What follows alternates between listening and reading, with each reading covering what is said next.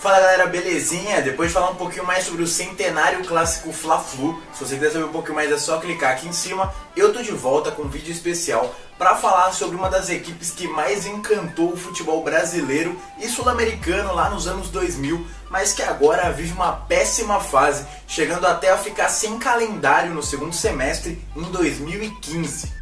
Mas antes de qualquer coisa você já sabe, né? Deixa seu like maroto aqui embaixo, marca seu amigo ou sua amiga que curte o tema e se inscreve no canal porque eu quero chegar logo a 2.000 inscritos. Sem esquecer também de curtir a página lá no Facebook que tem novidade todo dia. Pensa num time que encantou o Brasil na década passada, derrubando vários gigantes do futebol nacional, mas que alguns anos depois não conseguiu nem se classificar para a Série D do Campeonato Brasileiro. Quem viu São Caetano ser vice do Brasileiro 2 vezes, colocar mais de 40 mil pessoas no Pacaembu por uma final de Libertadores e conquistar o título paulista em 2004 comandado por Muricy Ramalho, dificilmente imaginaria que o azulão não fosse figurar em pelo menos uma das 4 divisões nacionais. Ficou curioso? Então bora conferir.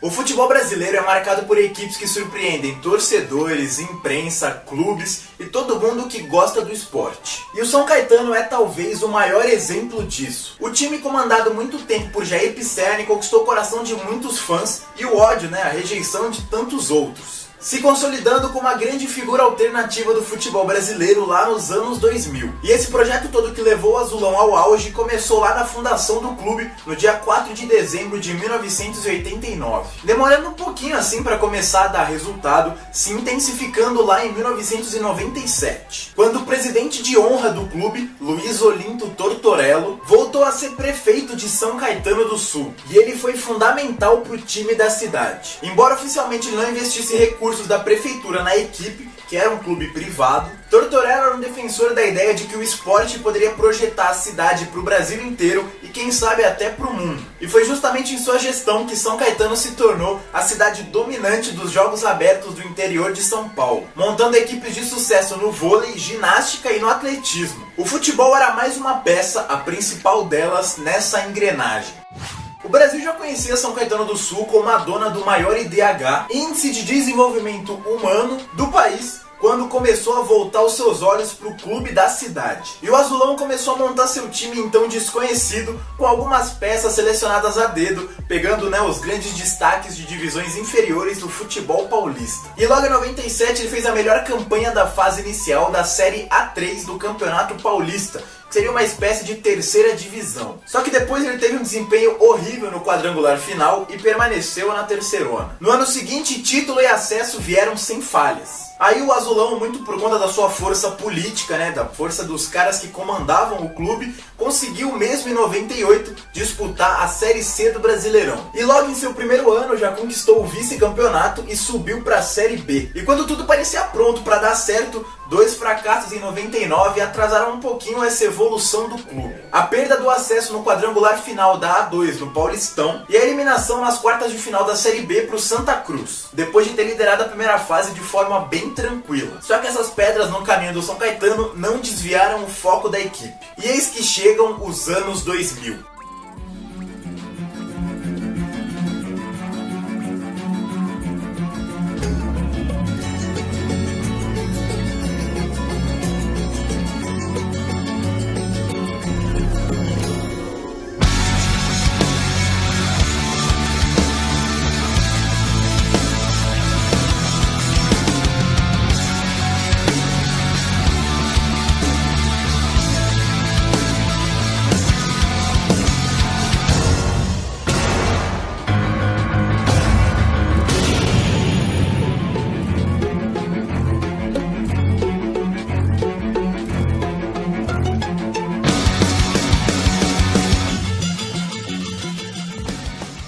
E o ano da virada do milênio da Copa João Avelange começou meio estranha, meio complicada para a equipe do ABC Paulista. Depois de uma campanha ruim na primeira fase da Série A2, a equipe acabou demitindo o técnico Luiz Carlos Martins. E e contratou então Jair Pisserni, conhecido por ter treinado muitas equipes do futebol brasileiro e por ter sido o técnico da seleção medalhista olímpica em Los Angeles 84. E não é que deu resultado? Com o Pisserni no comando, o Azulão fez a melhor campanha da segunda fase, passou por Juventus e Eti Jundiaí, que era o antigo nome do Paulista, e conseguiu o inédito acesso à elite do futebol estadual. Só que enquanto isso, o futebol brasileiro vivia um rebuliço. O Gama tinha entrado com uma ação na Justiça Comum para evitar o rebaixamento, cancelar o rebaixamento da edição passada, de 99, por causa do famoso caso Sandro Hiroshi do São Paulo. Com isso, a CBF ficou impossibilitada de organizar uma competição nacional e passou essa tarefa para o Clube dos 13, que criou a famosa Copa João Avelange, que só para resumir era uma espécie de catado com nada menos que 116 equipes que eram divididas em 4 módulos, meio que para representar as 4 divisões que existiam no futebol brasileiro. Só que com uma diferença, qualquer time podia ser campeão. Aí no módulo azul ficaram os 24 times da elite mais o Gama. No amarelo, que era para representar a Série B, ficaram 36 clubes. E nos módulos verde e azul, que eram meio que a Série C, ficou o resto. Aí foi nessa bagunça aí que Fluminense e Bahia conseguiram retornar para a elite do futebol nacional sem conquistar o acesso dentro do campo. E foi aí também que o São Caetano deu show. Com a melhor campanha da primeira fase no módulo amarelo, o São Caetano avançou para o mata-mata. Aí primeiro eliminou o CRB e depois Náutico e Paysandu, vencendo o Papão por 5-4 num jogo fudido, até chegar à decisão do módulo. E nisso o clube já estava garantido na fase final da Copa João Avelange, que contaria com 12 times do módulo azul, 3 do amarelo e 1 entre o módulo branco e verde. Acho que até por isso o Azulão meio que abriu mão da decisão e acabou perdendo pro Paraná. Aí já na fase final, mesmo considerado o azarão, o São Caetano deixou para trás o Fluminense nas oitavas, o Palmeiras nas quartas e o Grêmio na semifinal, até encarar o Vasco da Gama na decisão. E numa das finais mais polêmicas da história do nosso futebol, o jogo de ida terminou empatado em 1-1 no estádio do Palmeiras, que era usado como casa do São Caetano, enquanto o Anacleto Campanella do São Caetano do Sul era reformado. Depois, na volta marcada para a véspera do Réveillon, no dia 30 de dezembro, houve a queda do alambrado em São Januário. E em meio a indecisões sobre a anulação da partida ou não, Eurico deu a ordem aos jogadores do Vasco para que pegassem o troféu e dessem a volta olímpica. O Vasco se considerava o grande campeão, já que a partida tinha terminado em 0-0. Mas aí um acordo do Clube dos 13 anulou de vez a partida e marcou uma nova para o dia 18 de janeiro de 2001 para decidir o Brasileiro de 2000. E o local escolhido foi o Maracanã, onde Romário deu show e o Vasco venceu o São Caetano por 3-1, sagrando-se o grande campeão. O Maracanã, o Rio, o Brasil já era do Vasco. Mas aí o clube do ABC Paulista não desanimou e repetiu a dose no Brasileirão do ano seguinte. Foi líder da primeira fase de pontos corridos, eliminou o Bahia nas quartas de final, o Atlético Mineiro na semi e foi encarar o Atlético Paranaense na final. Só que com 2 derrotas, uma por 4-2 e outra por 1-0, o Azulão amargou mais um vice-campeonato. Adriano tocando pro Alessandro, vem o Atlético em busca do empate, Alex Mineiro cara a cara, gol! E não deu nem tempo de lamentar, já que alguns meses depois o clube tinha uma tal de Libertadores pela frente. E se em sua primeira participação na competição continental, em 2001, o clube parou no Palmeiras nas oitavas de final, na segunda participação a equipe chegou bem longe. Mais uma vez o São Caetano liderou seu grupo na primeira fase. Depois foi a vez de passar por Universidade Católica, Peñarol e América do México até encarar o grande Olímpia do Paraguai na final. Sim, o São Caetano chegou em uma final de Libertadores e ainda venceu o primeiro jogo fora de casa por 1-0. Colocando depois, na volta, mais de 40 mil pessoas no Pacaembu. Só que quando a bola rolou, mesmo saindo na frente, o clube paulista acabou perdendo por 2-1 e ficou com o vice após a disputa de pênaltis.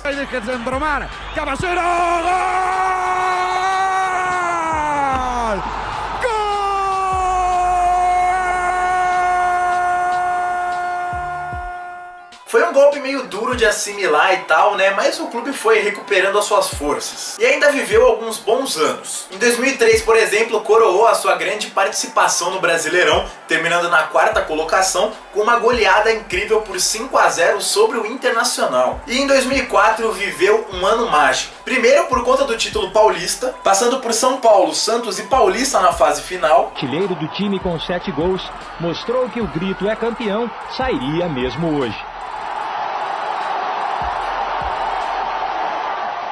A confirmação veio com o gol de Mineiro.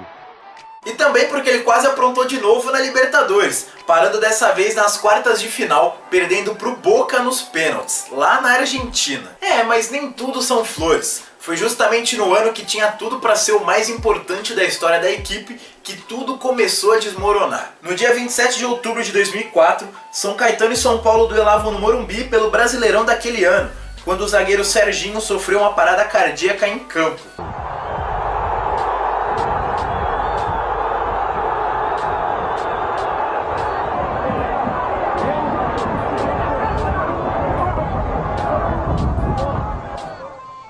O colega do São Caetano, que estava monitorando o pulso, não estava conseguindo pegar pulso periférico. A gente não tinha recurso para ouvir um pulso central. Ele não estava respirando, estava muito ofegante, ou praticamente não estava respirando.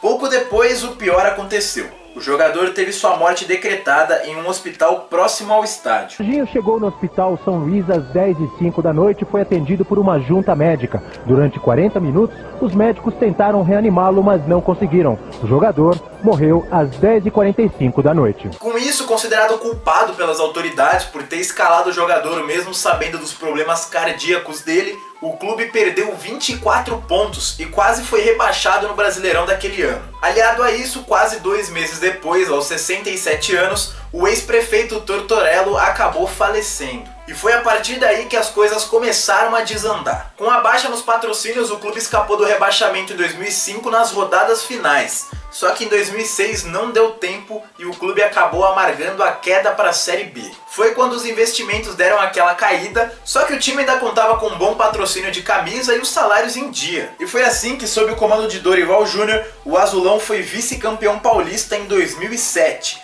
Termina o Campeonato Paulista.